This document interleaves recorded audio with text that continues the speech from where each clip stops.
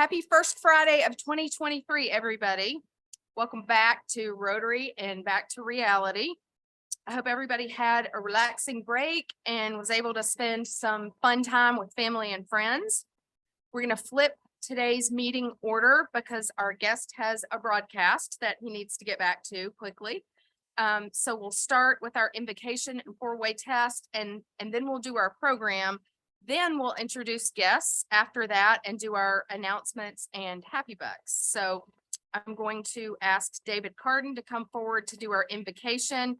Then Jared will lead us in the pledge and four-way test. And then Mayor Little will introduce our speaker. Good morning. As we're gathering here this morning, Jeff Brown is actually in surgery at the moment. So let's keep him in our prayers. He's getting some blood clots taken care of. So let's pray.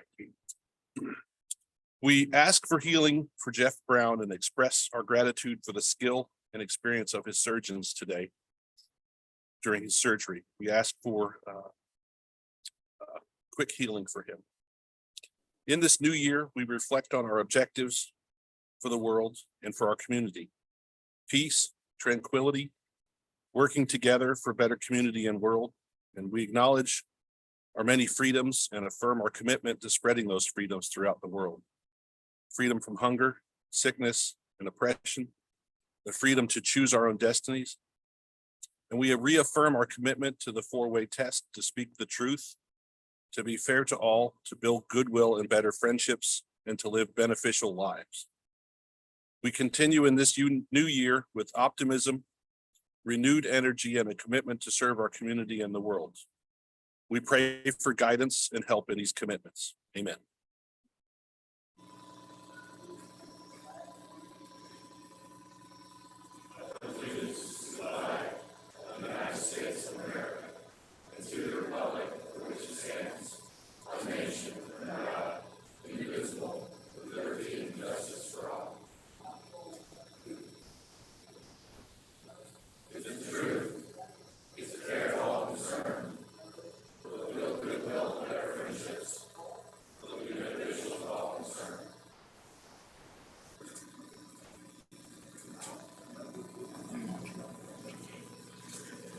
Welcome, everybody. This first Friday of our new Rotary year. Have the distinct pleasure of welcoming Dan Thomas, and I'm going to read a little bit of his bio. Very, very interesting how he came to be a meteorologist and the things he's done. Dan needs to get out of here because when we originally scheduled this, I think the earliest newscast was at 4 and it's now at 3. So is 12:45 good? Okay, you can stop whenever you need to, but we'll do. If it gets to 12:45 and you haven't stopped, I'll start doing like a director. So please escort. That's right. That's right. Call Chief Hickey. Dan's always been a weather fanatic. Growing up in North Andover, Massachusetts, he always loved to stare out the window and watch New England's great ocean storms. There's an early recording of him saying it's rainy, snowy, windy. That's all the news for now, Danny Thomas, which I think is great. Sometimes when you're young, you kind of know what you want to do. His passion for weather led him to the Pennsylvania State University, where he earned a bachelor's and master's degree in meteorology. While at Penn State, he worked as a part-time on-air meteorologist for WPSX TV. He also joined the Air Force Reserve Officers Training Corps and was commissioned as a lieutenant upon graduation. So Dan is also a veteran. After graduate school, Dan began his military career at Moody Air Force Base in Valdosta, Georgia. He did deploy to the Middle East, where he briefed pilots on weather conditions for their training missions over Iraq's no-fly zone. He completed his active duty military service in the fall of 2000 as a captain, leading a 15-person organization in Weather Operations Advanced Air Force Base in Enid, Oklahoma. After his time in the military, Dan began his full-time career in television as the morning meteorologist for KHBS, KHOG TV in Fort Smith, Fayetteville, Arkansas. For the following 2 years, he chased and tracked severe thunderstorms all across western Arkansas and eastern Oklahoma. From Tornado Alley, he moved to Hurricane Central in New Orleans. In early 2003, to work as a broadcast meteorologist for WDSU-TV, the NBC affiliate. While there, he covered more than half a dozen hurricanes and tropical storms that hit the southeastern United States. His coverage of Hurricane Francis in 2004 earned him first place for breaking weather from the Louisiana Associated Press. Most notable, though, was Dan's coverage leading up and during Hurricane Katrina. He warned viewers of the impending devastation during the final hours of preparation and the first hours of impact. And he also was brave enough to be on the 11th floor of the Hilton Hotel in New Orleans broadcasting until it got so rough that they did finally have to evacuate to the lobby.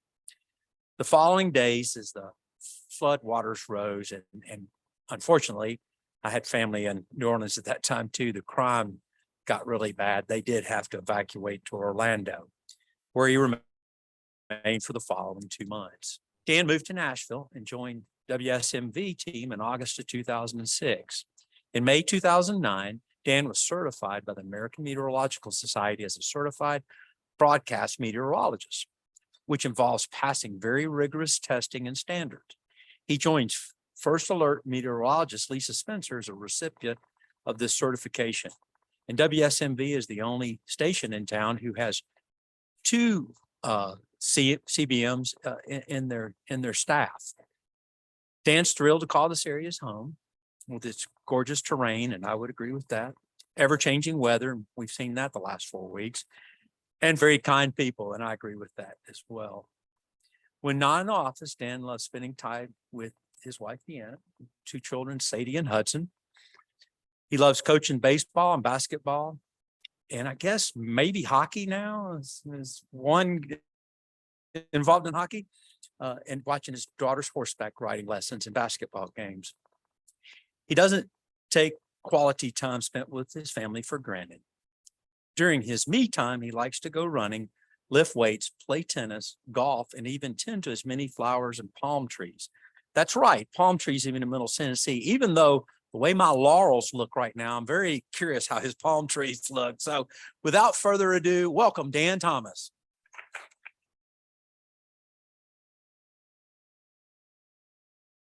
That was fantastic, Mayor. With that great introduction, we have no more time. I got to go to work.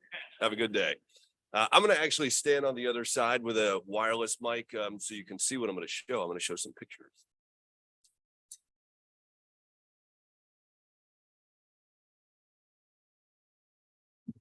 Good. But before I do that, this is the time of social media. I'm going to be in deep trouble if I don't get a good selfie of the whole group. Me. So why don't we we'll do a couple of these since we're all spread out. So give me your best eating smiles if you would. 1, 2. Over here as well. And you all see this on social and wherever else. Maybe even we'll pop it on channel 4 later today. Cool. Thank you guys. Actually, I'm gonna do a couple better pictures too. Why don't we just do this video? This is television. Come on, Dan. All right. All right. All right. What a wonderful group. Thank you all so much. So excited to be here.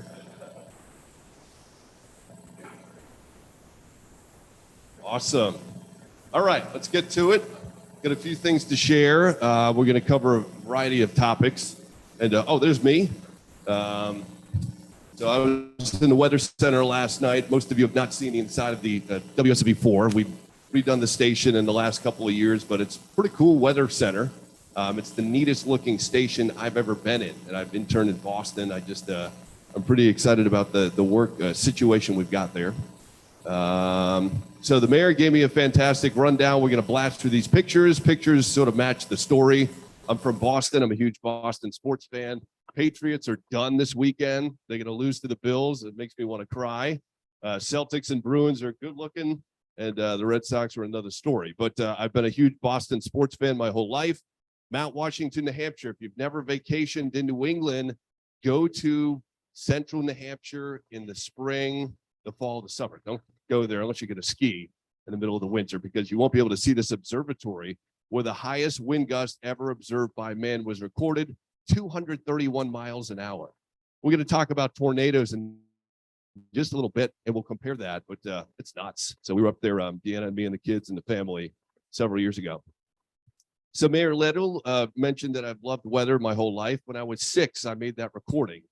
It's rainy, it's snowy, it's windy, it's all the news. This is Danny Thomas, that sort of thing. I was 6 in this picture. That's me on the right. That's my sister in the middle, and then my mom is on the left. In this snow is from one snowstorm, the blizzard of 1978. We got 2.5 feet, and it's our house in the distance there. Just a crazy. Can you imagine if we got 2.5 feet here in Brentwood? It'd be the end of the world. All right, I went to Penn State. There's me in the Air Force. Get out in 2000, as the mayor said. Here are my TV stations, blah, blah, blah. Look at that haircut. Who was directing me back then? Oh, I actually knew Deanna back then. This is me on the TV set at WDSU in New Orleans. And so she tried to do a little remake of me, and I think she did a pretty good job. I don't know, like a clown, anchorman. But that was Hurricane Katrina. Now, this says 18 years. She and I have been together 20 years now. We've been married, I don't know, 14, something like that, coming up on 14 years. This picture on the left was right after Hurricane Katrina. We were at the Polynesian Hotel, just enjoying one another. And then since then, we got married. We've got 2 children. There's Sadie Katrina. She got her braces yesterday. And so she just took that picture for me last night. She got baptized a couple years ago. And there's Hudson just drooling over that car at the Opryland Hotel recently. So he's, as the mayor mentioned, into hockey, baseball, all that good stuff. So, all right, let's get to it. Oh, this is my family in my hometown. So that church was founded in the 1600s. Franklin and Brentwood have history, especially Franklin. But wow, the Northeast has ridiculous history. 1600s, that building, that church itself was constructed around 1810. So just so much to see in New England. If you ever go to Boston, you ever been there, do the duck tours. I'm from Boston. I've never done that. I did it last summer with my family. Unbelievable. I thought I was just going to go see a bunch of ducks on the Charles River. You hear about all the history of Boston. It's so interesting. So check it out. Let's talk about the cold. This is really on the minds of many lately and probably for years to come. This was the coldest weather, no exaggeration, in decades. And I hope I'm not blocking you folks. Are you good? So look at the temperature. These are low temperatures, -1 at the airport in Nashville, Brentwood down to -3 at one of the cooperative weather sensors we have. There's some other houses that have home weather stations that beat that. Short Mountain, as I understand, the definition of a mountain is at least 2,000 feet. So I think Short Mountain, which is in Cannon County, which is about an hour and 10 minutes from here, whatever it is maybe 2,002 feet, something like that. I'm close. It's barely over 2,000 feet. So we call it Short Mountain. -8. And Hohenwald, I have no reason to believe that their sensor was spitting out erroneous data. -12. I found out in the computer last night. That's just crazy. That's the air temperature. Putting that in perspective, that was the coldest in 26 years. So since it happened at the end of 2022, you do the subtraction from 1996. Back in 1996, Nashville got down to -3. The next coldest was 1989. We've got some folks in here who around Brentwood around 1989 and 1985. You might remember these temperatures, -17 in 1985. So we busted pipes. You know, my physician, I had my physical. I'm 50. Great. So I had my physical yesterday. He's like, guess what you get? So I've got that coming up here shortly. But it was he's got one exam room right now because the Vanderbilt doctor's office had all these pipes break. So it's awful. 17 below would bust everybody's pipes. Okay, now we're going to have fun. This is the wind chill. This is how low the wind chill goes. These are the lowest wind chills. This is significant even for the Great Lakes or New England. Almost 30 below. Livingston and Van Leer, Brentwood, -12. Vanderbilt had a gust that made the wind chill at 25 below. You're not going to see this again, hopefully, for decades. You'll be telling your kids and grandkids about it. This is the reason for the cold. It's called the polar vortex. I showed this graphic on TV. You probably missed it. Maybe you saw it. But all that cold air is always around the North Pole in the wintertime, just hanging around. It's locked in place by a very strong jet stream. The jet stream is that river of very fast moving air. When the jet stream is strong, it's nice and neat and orderly. When the jet stream weakens, little lobes of this break off and push south. That's what happened. So a little lobe or a big lobe of the polar vortex broke south into the continental U.S. I've been tracking weather since 1990 when I started Penn State. I've never seen the polar vortex overtake the entire country. It overtook the entire continental US. So that I could have redrawn that, covering all of the continental US. Unbelievable. Okay, if you're a real weather geek like me, this may be interesting to you. I'm going to show you two of these maps. I know it's super hard to resolve. Is there a light on here, a pointer? Or no, I don't want to hit the wrong button and mess it up. So we'll just say this is Tennessee. I know it's really hard to see, but what I'm looking at here are temperatures a mile above the ground. And so the bluish, this is a week from today. This is a week from today, a weather map from the computer that shows a week from today. And it shows we have some air that's going to be below freezing at about a mile above the ground a week from today. Now, notice way up around the North Pole, it gets interesting in the colors. We have greens and pinks. That means it's 20 to 30 below 0 Celsius, a mile above the ground. When we had the polar vortex come overhead last week, the pink was over Tennessee. I've never seen that. So it's all locked up to the north right now over the North Pole. It's going to stay there. And in the next week to 10 days, 2 weeks, we're going to have more Pacific storms come ashore. And that means they'll come get us. And that means we're not going to have Arctic air. I don't see Arctic air in our forecast anytime soon. We're going to have more cool days like we have today, just a nice cool day. All right. Speaking of, so we have more Pacific air. You may have heard in the news, just want to touch on this because it's interesting. It's current events. Interesting to me. Atmospheric rivers. So there's California. These Pacific storms or Pacific moisture, the jet stream has a lot of moisture with it sometimes, and it's coming ashore and it's wringing out all this moisture over the mountains of the West. This is how they get a lot of their water for the year. A few of these atmospheric river type events, and they get 50% of their water out the West. And so it's wringing out the moisture as it ascends the mountains in rain and snow. And you can see, so we've heard about in the news, all the flooding, all the devastation out in San Francisco, where they don't typically have this sort of thing. It's because of these atmospheric rivers. You see the clouds there in the jet stream. There's another little view of that coming ashore the West Coast. We get a lot of these in the pattern we're in right now. And so we'll probably have more of those moving forward in the next couple of weeks. That said, it's still ridiculously dry out there. They still need a lot more rain. Lake Mead's still going to be a disaster. And even though Vegas had some rain yesterday. And so this is the current drought monitor for the West, and it shows in the red, that's extreme drought. So we need a lot more of these atmospheric rivers to help the folks out there.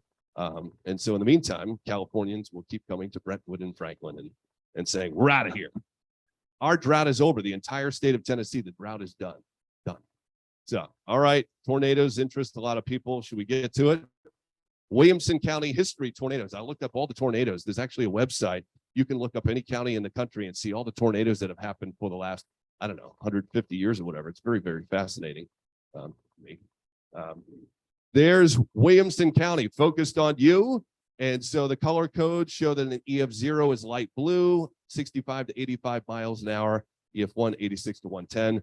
If one of those comes and hits your house is going to be fine. If you're indoors, you're going to be fine. It's going to do some damage. EF0, EF1, that makes up most of tornadoes.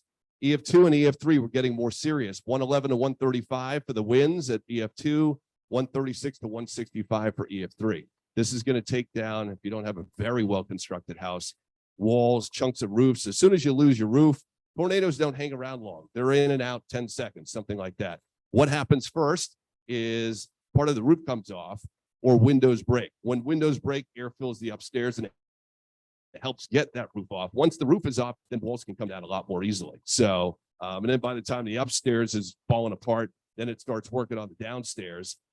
In most cases, that tornado's gone, unless it's devastating, unless it's an EF4 or EF5, and that's 166 to 200 or greater than 200 for EF5. We've had one F5 tornado before they changed the scale in Middle Tennessee. I think it was in 1998 in the southern part of Middle Tennessee, Lawrence, Wayne County, something like that.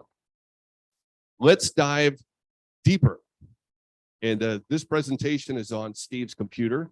And so you can read the stuff I'm about to show you. We're not going to go through all of it, but so you can see, you know, where I-65 is running right through Brentwood, Davidson County.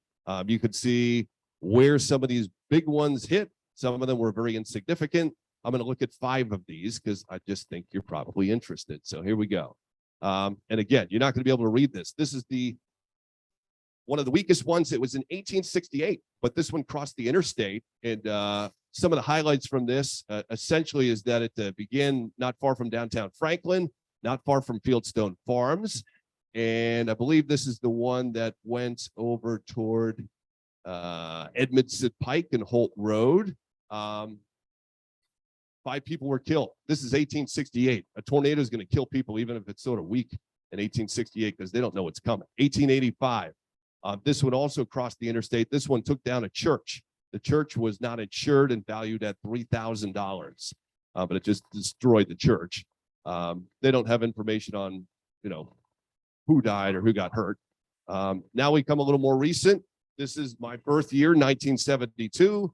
This one actually touched down right near Fieldstone Farms, rolled up to the southwest side of Brentwood, and did a lot of damage in some of these neighborhoods that you might know something about. Greenland Drive, Hillview Drive, Brookside Drive, Hillsborough Acres subdivision, went over Murray Lane.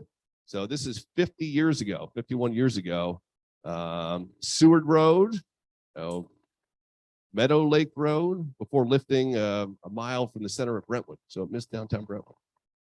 And now a lot of you are going to remember this one. I remember this one. It touched down not far from our house again. Went through the south side of Brentwood.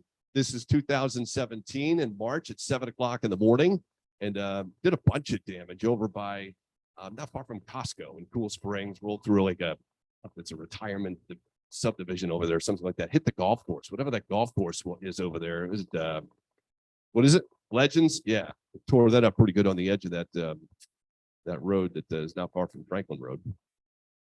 And then this is the strongest one. This was a Christmas Eve, 1988. So some of you remember that one. And that was a bad one. It killed somebody. His roof fell in on him, injured a bunch of people, 7 people, and it caused a very significant property and home damage.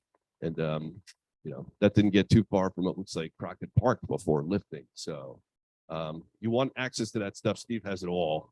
And it's interesting. You could Google it and you'll see all that very interesting information. Thunderstorms, lightning, all really bad.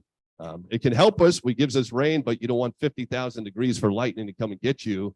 Microburst, damaging wind gusts, we get them all the time, especially in the spring. Our severe weather season is really March and April, sometimes May, sometimes before that. A secondary severe weather season in November. What happens with these microbursts is get all this evaporative cooling in the storm, and it all rushes down to the ground, spreads out. And so you can see the wind damage, jet peaking. Sometimes you see a shelf cloud. The wind damage is generally in one direction. That's a forest that was just obliterated, not Middle Tennessee, but by a collapsing storm. But if you're ever out down by the beach, especially, you can see a good scene like this, a big storm coming in. And you'll see this cloud reaching out. It's called a shelf cloud. That means the wind is about to change direction and really speed up with a collapsing storm. You can see all that, rain and wind coming in at the base of the storm. So if you see that, get indoors. Take down those beach umbrellas. It's coming. All right. More fun. Let's test your weather knowledge. Ready? All right. First alert weather challenge number 1. What is the minimum of depth of water that floats most passenger vehicles? I'd like guesses, just shout. Go ahead. 2 feet. Good guess. 6 inches, 1 inch, 1 foot. All right. Most passenger vehicles, it's 1.5 feet. You get to the big SUVs, it's more like 2. So if you're driving along and the road's completely covered in water, even if it's daytime, can you tell how deep that water is? You got no shot. Because of the reflective properties of water, you can't tell how deep it is until you look straight down. And so if you're approaching from a distance, you have no idea. You can estimate by looking to the side. Well, I think that guy's mailbox is probably 3.5 feet off the ground, that sort of thing. I wouldn't do it. I would turn around because your vehicle could be toast. All right. Which elements make a thunderstorm severe? What are the things that make a storm severe? The updraft, okay, but there's 3 criteria. Updraft will help make a storm severe. You're exactly right. But if the weather service, I don't put out the warnings, the weather service is issuing a warning, what is one of those things? It's got to have what? It's good guesses. Keep going. Wind, how strong does the wind have to be? Good guess, good guess. 58, good guess, 58 miles an hour, 1-inch diameter hail or a tornado. If it has one of those three things, it is a severe storm. If it has 1,000 strikes of lightning in 10 minutes, it's not severe necessarily. So lightning has nothing to do with it. The amount of rain has nothing to do with it. Tornado, hail, wind. 58 miles an hour is going to do damage. Hail is going to mess up your car. All right. What do we got here? Oh, this is fun. The largest hailstone ever recorded in the U.S. was how large? 18 inches in diameter. Can you imagine catching that thing like 6 inches in diameter? How about volleyball size? So this happened in Vivian, South Dakota. Oh, about 12 years ago. It's the largest hailstone ever found, 2010. And you see the tape measure from 3 to 11. So volleyball size, you get hit in the head, it's lights out. You got no shot. That's coming in at 90, 100, something like that, miles per hour. And I lived in Oklahoma, as we heard in the bio, the introduction, pardon me. And softball size hail comes through roofs. We had softball size hail not far from me a couple times. So my lieutenant had her car destroyed by softball size hail in Altus, Oklahoma. And then she was visiting her boyfriend. She came back to town. She had it fixed. She went back like a week or two later, destroyed again. So Oklahoma is a tough place to live. All right, 8 inches across, 2 pounds. And this is just a couple of pictures from when I was in the Air Force that I found interesting. I used to brief pilots on weather safety, of course, and say, hey guys, I mean, can you imagine the trouble you're going to get in if you are too close to a thunderstorm?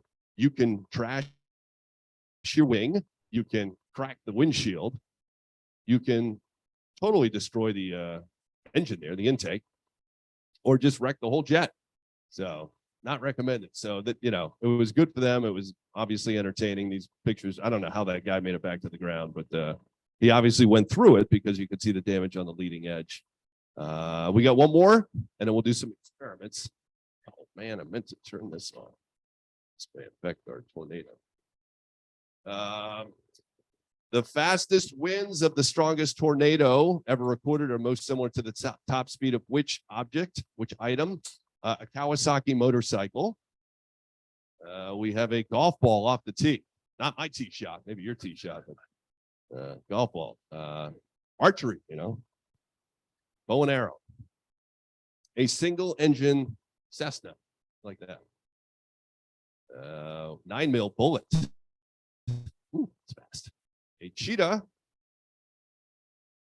or somebody's dream car. Yeah, good looking car. Matchbox. So, any guesses? The top speed of the strongest tornado ever recorded. Closest to the speed of which object? Single engine plane doing what? Really? All right. Good guess. Any other guesses? Golf ball. Arrow bullet. Okay, we've heard almost all of them. So let's give you some information here. Cheetah, 80 miles an hour. Motorcycle. I don't know how you would ever go 175 on a motorcycle. Golf ball, 180. Arrow, 190. Corvette, 205. Plane, 270. At least that plane, possibly. I don't know. I think it would be slower for that plane. Bullets, 700. So the answer is the plane. Good call. Yeah. Or at least that plane. So 318 miles an hour more Oklahoma on May 3rd, 1999. So just nuts. And it's not funny, but it was a weather joke that the meteorologist at Penn State thought was funny. Hey, if you're going to have a EF4 and EF5 tornado, you might as well have an EF5 because an EF4 and an EF5 knock everything over, but the EF5 does the cleanup for you. So an EF5 takes everything away. You got nothing but a slab when that thing is done. Any questions? Yes. In Tennessee or Middle Tennessee? Ooh, let me make up a number and say, I don't know, 900, 800, something like that. Yeah. I don't. but I'll make up another number and say 60. Yeah. We've had one this year. It hit Haywood County. So it hits on the 3rd, I think, of January. And that's between Jackson and Memphis, a little closer to Jackson. I think it was an EF0.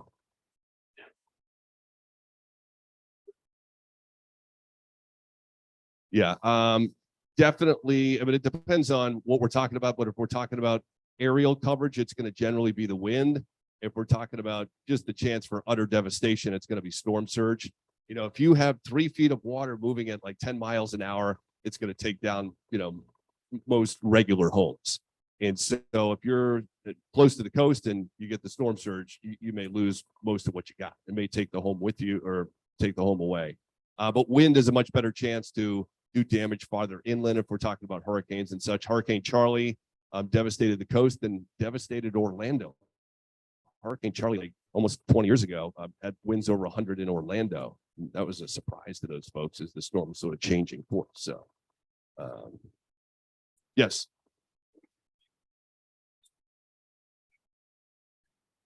Yeah. You're not going to like my answer, but it's going to be pretty close to average, maybe a little milder than average. It seems like whenever we're in a pattern like this, that's the way it goes. But you know, if you lived here long enough, the I-40 corridor, it's like a cardiogram for the weather. Like at times it's super warm, sometimes it's super cold, blah, blah, blah. So we're going to get a lot more cold intrusions. We're not done with very cold air. The winter's real long. We can get it in March. We can get it easily in February. All you need is the cold air to time up with a storm, and you can get a foot of snow. So how much snow are we going to get? I don't know. You know, I hope a lot because my kids want to sled. But yeah, I would be lying to you if I came up with the meteorologists who say, oh, you're going to get 5.7 inches in Nashville or Brentwood this year. They're pulling a number out of the sky, and then they tease the heck out of it to make you watch. Yeah. You want?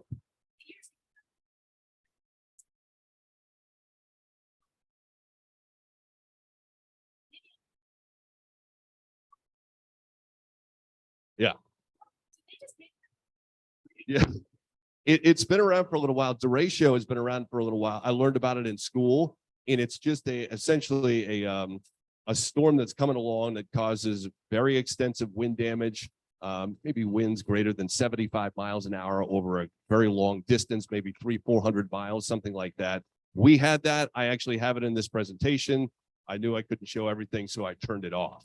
But yeah, we had that, and it's just like a hurricane force gust coming along, and one of our neighbors was getting ready to sell their house, and so they replaced all the windows. Everything was all tidy, and then the storm sent a monster tree through like the first 2 floors, and so it postponed everything. They shut that down for 18 months. They got it all fixed up, and they made a lot more money as the market turned. So.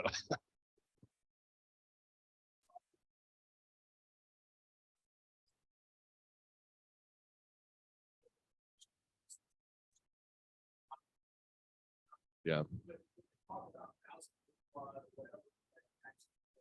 Yeah.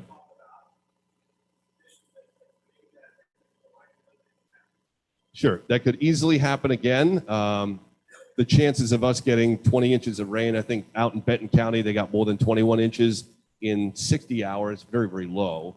But essentially it was one of these patterns where we have Pacific storms coming along, Pacific energy coming along. And I remember forecasting that some of the computers were saying we'd get 6, 7, 8 inches of rain. And I think I went 4 to 6 inches in our Northwest counties. Nobody anticipated 20 inches of rain. But initially we had severe weather. So we had some rounds of storms coming along that dumped 2, 3, 4, 5 inches of rain. And then what happened, it's very interesting. Sometimes a cluster of storms can develop and come in a certain area and make a cold pool. So you can have in northern Middle Tennessee, like we had that day, I don't know, temperatures in the upper 60s, it's rain cooled. In south of a little miniature cold front, it was in the upper 70s and low 80s. And all this moisture is coming off the Gulf of Mexico, ramming into that front. The front's not moving. It's got no reason to move. And it overran that front and just made tremendous waves of rain. And it took 12 hours for that front to break down and move away. And so that's really the reason we had all that develop on that first Saturday. I-24 was underwater, I think, by Saturday evening. And then we had more storms, periods of rain Sunday, but a lot of the damage was done Saturday. But it was a large scale thing with Pacific moisture and Pacific system coming along, and then a mesoscale thing. That's a smaller scale thing that developed in Middle Tennessee as a result of the large scale thing. It could happen again. I don't want it to, but it could happen again.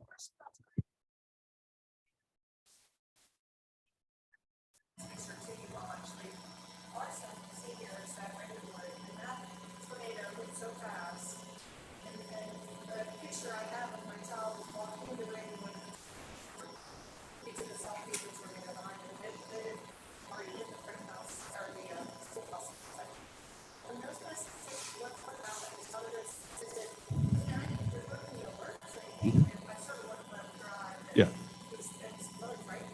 I hate to say it, but that's Middle Tennessee for you. A lot of times we get these extraordinarily fast moving storms. You'll hear me say it on TV a lot. Hey, we've got a lot of wind shear, tremendous wind energy in the atmosphere. Do we have enough instability? And so that hit at 7 in the morning. That tornado was probably moving at 65 miles an hour. And so the storms were marginally severe, and it developed enough rotation in it to touch something down at 7 in the morning. Go figure. And if it's moving at 65, you're not going to have much time to react.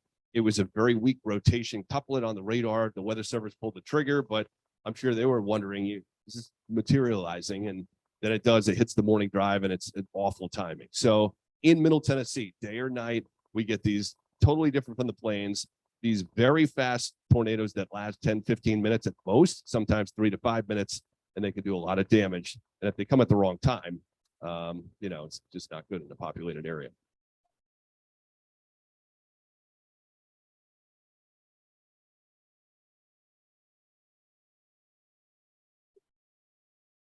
Yeah. Sure. Yeah. I mean, it's just like a vacuum. The vacuum, the tornado is rotating winds. All the tornado is really not a thing. It's just winds converging on one little area. But it's all being sucked up. It's all part of the updraft of that storm. And so as it lifts off, it gets carried away by the jet stream. And so just like a vacuum cleaner coming along, there's a lot of low pressure there sucking things up. So I've heard of people going through tornadoes, my ears pop, and that's going to happen. We don't need to waste time opening windows and such, but it's so quick. But that could happen where you notice the tornado go by and your ears pop, like you're going up a big mountain. Yeah.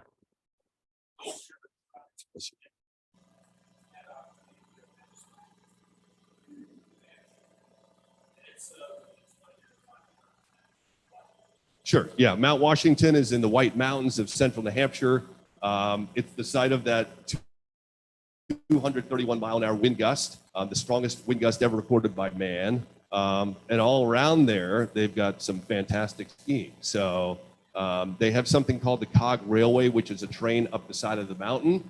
So we did that, our family. That was fun. But you can also take your vehicle. You can drive your vehicle up a mile up to the top of the mountain. I don't know what it's going to do to the transmission, but you can do that if you choose to.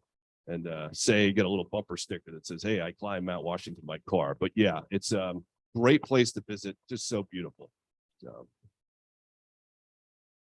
yeah.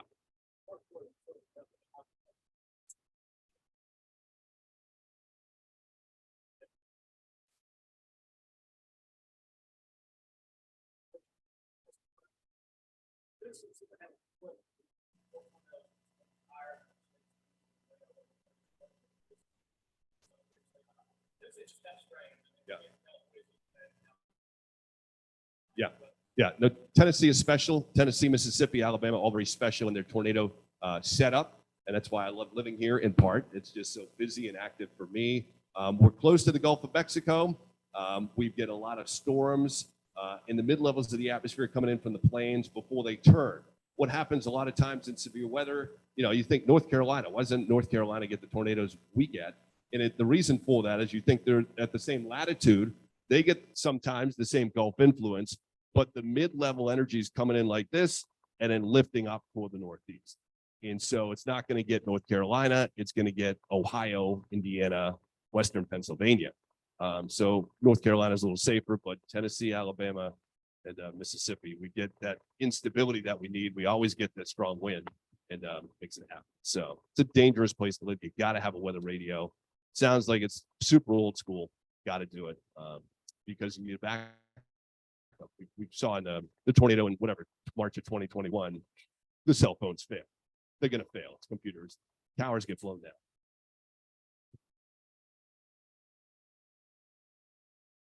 Okay.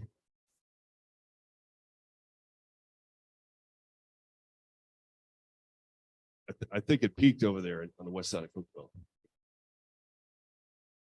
Yep. That's Tennessee for you. You can't go to bed on nights when you know it could happen and not be taking the precautions, because if you take the precautions, all you're doing is increasing your chances of safety. And that's all we're doing. We're just trying to increase our chances of not having a big problem. Like, you know, you can't guarantee if an EF4 or EF5 comes through, it's not going to be lights out. But if you're in your safe spot, you got a much better chance. If you're in the upstairs bedroom, you got a much lower chance.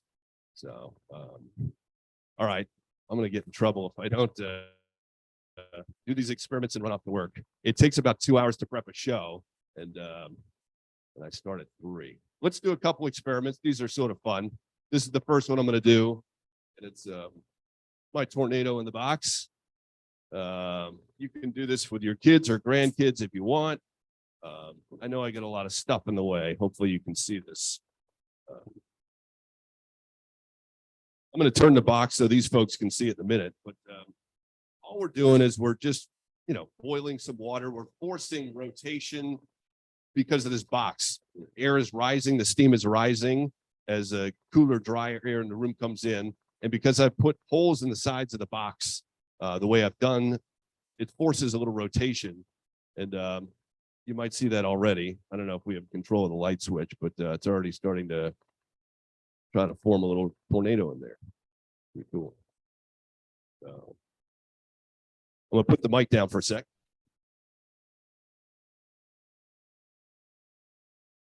This, I can do it. Your kids or grandkids, I'm gonna spin the box. Go to tornadoproject.com. That's where you find the instructions. And then click on Storm Center. I built one of these years ago, and I'm like, I'm gonna build a really big one. So I went to Walmart, like, to get the biggest box you got. The monster box, but it's so you can follow the instructions on the dimensions.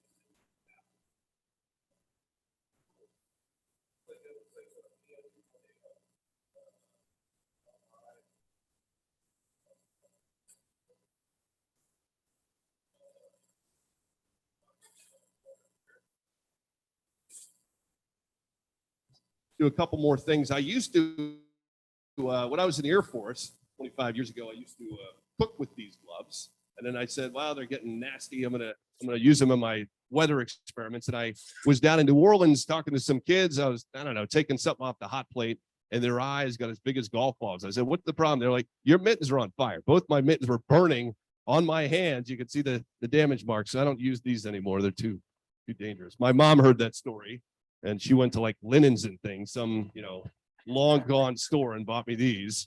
Look like little lobsters. These can take 700 degrees.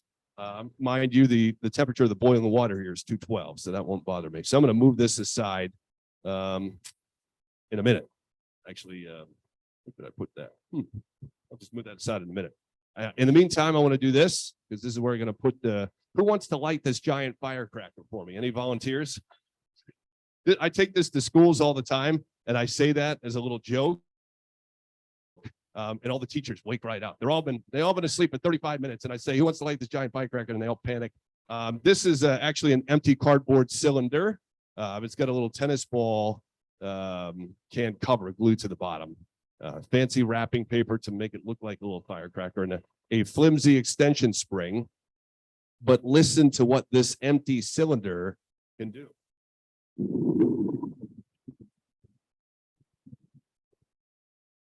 Sound system here, but yeah, it's called a thunder maker or a thunder tube. It's a percussion instrument. I found it on my honeymoon in Hawaii with with Deanna. She found it, and she's like, honey, what do you think this is? And then I'm like, oh man, this is epic. So I kept doing it for like 10 minutes, and the lady's like, are you gonna buy the thing? So I should have bought a lot more. I can't find this flimsy extension string anymore. I can make these little tubes, but it's pretty cool.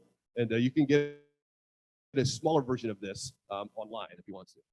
Trust me, our honeymoon was a lot more interesting than weather experiments and such. In case you're worried about me. I know we're running out of time, and I'm probably eating up your meeting here. Let me just do I do like one or two more things real quick. Good. Why don't we do?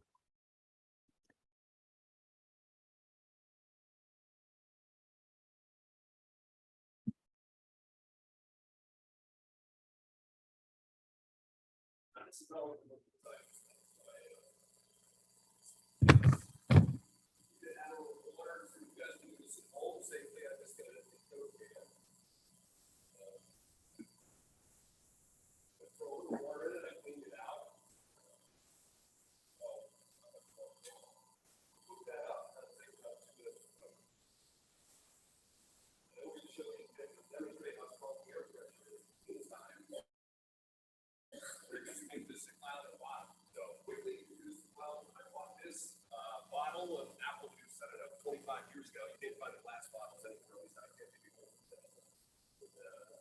God he had those little- But anyway, so I've got a glass bottle with water there. We fill up I fill up the back, fill up black construction paper to make the cloud water. So I got water. Just got regular air. I'm gonna add some dust. A good way to make dust is smoke. So forest fire, think a lot of clouds. The backyard barbecue is clouds. Because it has dust in the atmosphere. I got a match here. And carefully light this up. So there. And now I've done this for 1,000, okay, thousands of years. And only one myself. So bad. I marched to middle school. Evacuated the whole school. They never invited me back. So I've got my water, I've got my dust. I need to make this colder.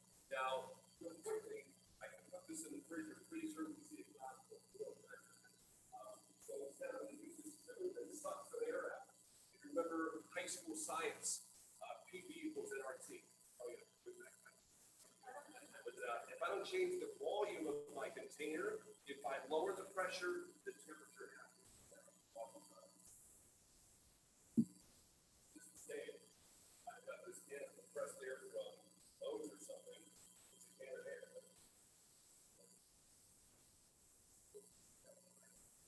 Let's let some air out. So the can of compressed air.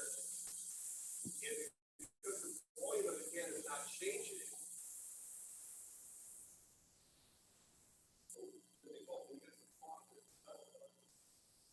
So interesting. So PV was in our team. That's how we make this colder. And so I'm going to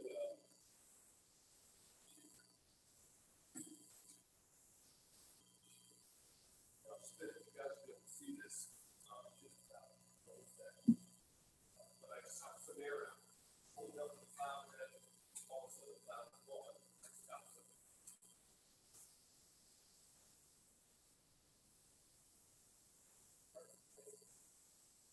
It's not going to look like a puffy cloud. It's going to look foggy. Fog is just a cloud. Ready? 1, 2, set. Here. 1, 2. Weatherman doesn't want to do this to me.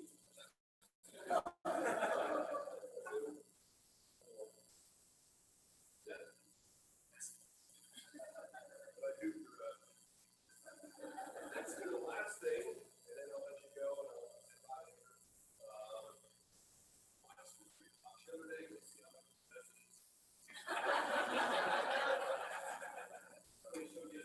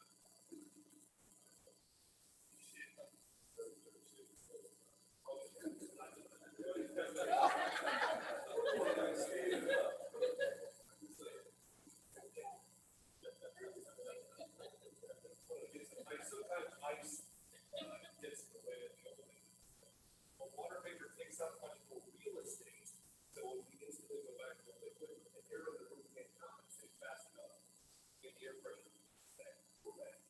Ready? 1, 2. Wow. Air pressure in the room did that. I don't want to wait for the coach in with the last one. It won't be good. Wow. So the strength of air pressure and air pressure is critical to what I do. Rated all that good stuff. Thank you all for your attendance.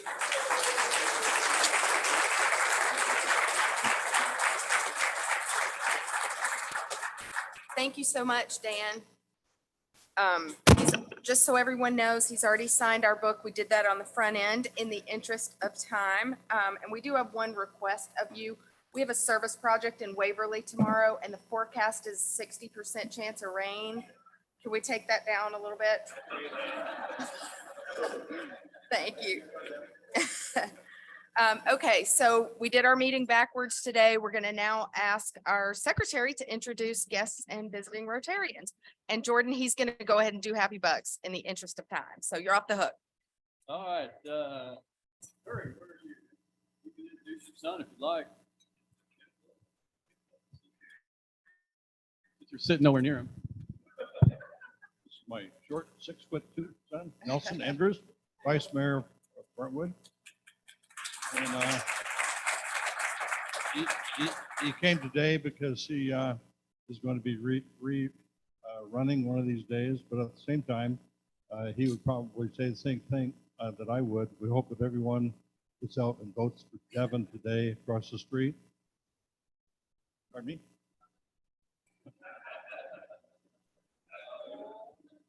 Well, thank you. Oh, you were fourth on the list, Bill.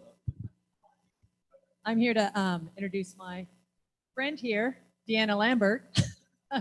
She's community relations for the city of Brentwood, and she did accept another job.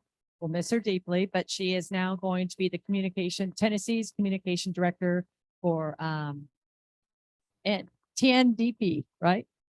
HNTB. So we're going to miss her, but congratulations. Glad to have you. All right, Jack's got a guest today. Go ahead and introduce you. Yes. This is Wendy Kelly. She's with the EXP Realty. She's lead to the real estate.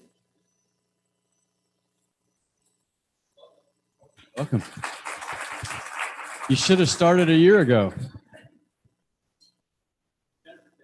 I've got a couple of guests. I've got Kathy Olin and Karen Clark. They're both members of this year's class of Leadership Brentwood.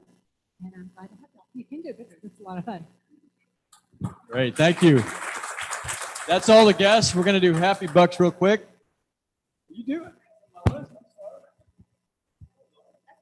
This is my friend Kara Finger. Kara is also a former foster parent and saw that kids were coming into care with trash bags and said, we're not going to do this anymore. So she has an organization called My Bag, My Story that makes new, nice bags for kids in foster care to come in with a little bit of dignity. Oh, Thank you very much. I appreciate it. All right, Happy Bucks. I want to thank Dan for being here today. But Deanna, we're going to miss you. She truly epitomizes service above self, even though she's not a Rotarian. And she has kept me out of trouble as mayor on things I say or interviews so many times. So I'm going to really miss her, but I'm very thankful for her opportunity. And I know a lot of you know our staff in Brentwood are just absolutely wonderful. But you don't know them personally. And Deanna is another example of our outstanding and wonderful staff we have in this wonderful city. So thank you, Deanna. Appreciate it, Devin. So I've got $5. I'm happy about two things. Number one, I'm happy if you did not see on Facebook that our friend and fellow member, Mark McFerrin, is back at home. Mark's my neighbor. I love seeing him out. He walks a lot, so I've missed seeing that. send him a message or an email. He's at home. He's recuperating, and it looks prognosis looks good. I'm also happy for all of the kind of notes and words of encouragement. Thank you. They're carrying me through this period. And there is no excuse if you live in the city of Brentwood to not walk out of this meeting, go to the library and vote. That's exactly what I'm doing. The meeting's over. I will second that. It is easy. It took 5 minutes to go in and vote today. Today and tomorrow are the last days for early voting.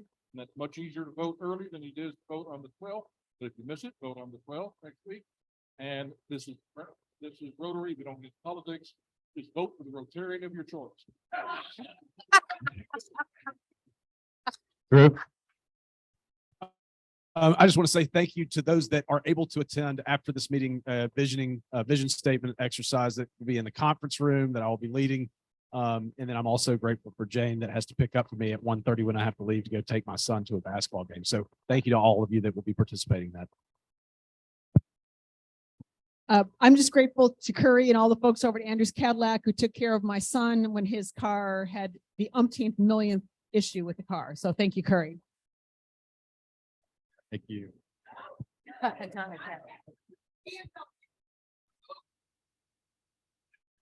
Should have been a Cadillac. That's right. So real quick story, Christmas Day for about 3 hours, we visited my in-laws and we had a pipe break during that time in our house, but whatever, it's just an inconvenience. But this is a story about networking and connection and how much I love this kind of thing in Rotary. Monday morning, 8 o'clock, Christmas was Sunday. So Monday morning, 8 o'clock, I'm calling every plumber in the phone book. And for like 2 hours, I'm calling every one of them and not getting anything. And my wife works in insurance. She sent a text to her boss, an insurance agent who has, somebody, a plumber he refers people to. She texted that plumber and he said, I'm in Spring Hill. I'll be at your house next. So 10:30 Monday morning, our water was back. So just the power of network. Awesome, Tom. It's been a great year for me this year in college football. My team has done really well. And you haven't heard from me in several years because I've been nothing really much to talk about. But we did beat Oklahoma for the first time since 1965. And did I mention we beat Florida and Miami earlier? I don't remember. We beat them too. So that's great. I'm very happy. I think everybody beat Florida this year.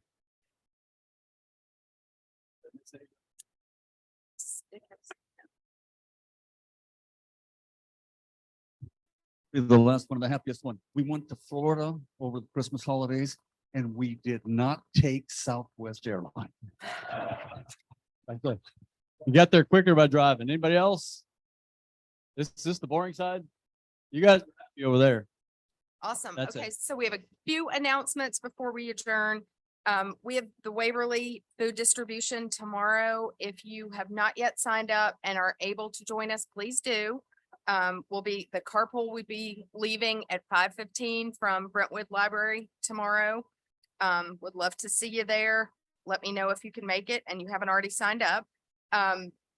If you did not read Reflections, Roger Greenup is asking for, and you should have also gotten a separate email. Roger's asking for volunteers to read to first graders on Tuesday.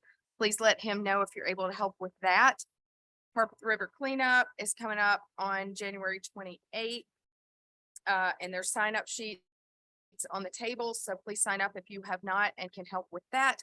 Also on January 28th, I hate to have conflicting things, but there is Rotary Leadership International will be offered that day in Dixon. So if you're interested in learning more about our organization and hopefully becoming more involved in a leadership role, please consider signing up for that. I am told that it will be offered quarterly. So maybe just come to the Harpeth River cleanup and do the next quarter at RLI.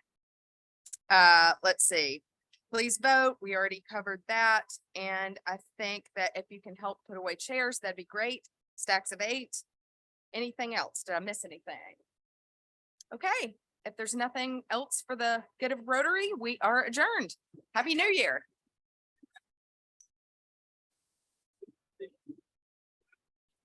That was a loud one. I didn't know Jim Walker, I don't think. He's the one that had